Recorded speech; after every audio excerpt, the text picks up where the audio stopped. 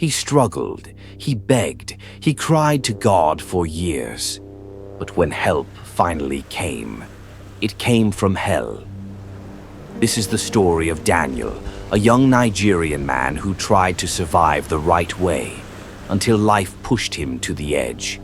He was from a poor home. His father died when he was just 14. His mother, a petty trader in Port Harcourt, did everything to see him through school. But when her health failed, Daniel started hustling to pay his own school fees.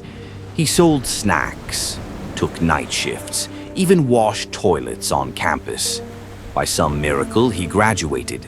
He thought that was the beginning of a better life. But that was where the real struggle began. No job, no connection, no help. He sent over 300 CVs, attended interviews in 3 states. Nothing came through. Meanwhile, his old school friends were suddenly driving cars, rocking designer clothes, traveling to Dubai. He asked them, "I beg, show me the way." They laughed it off at first, said, "Guy, you no fit run this race."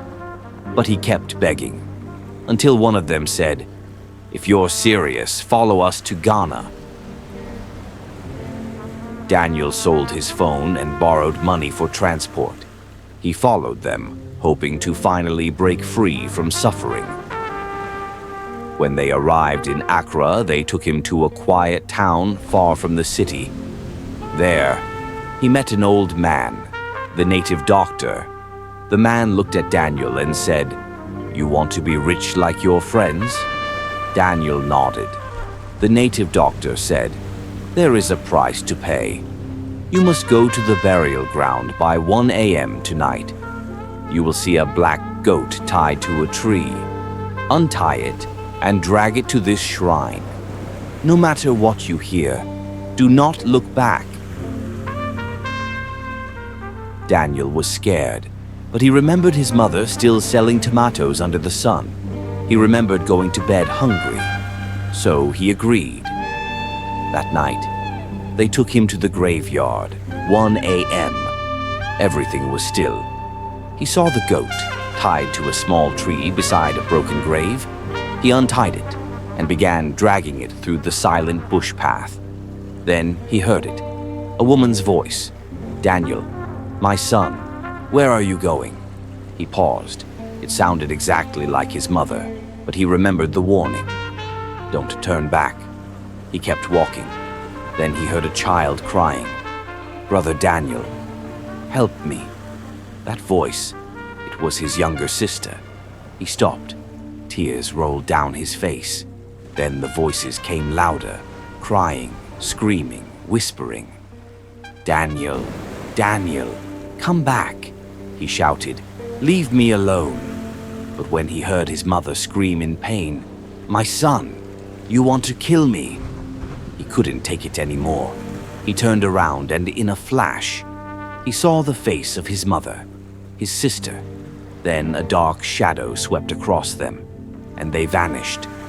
Daniel screamed.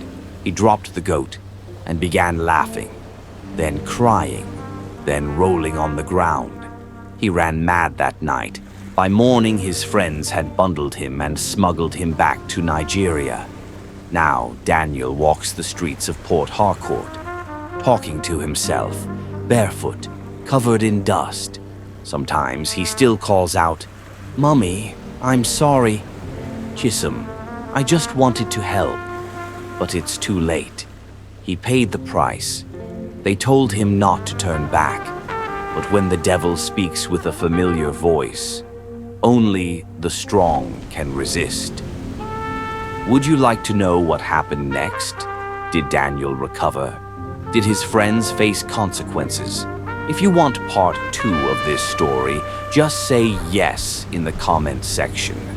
And don't forget to like, share, and subscribe for more true life stories on Viral.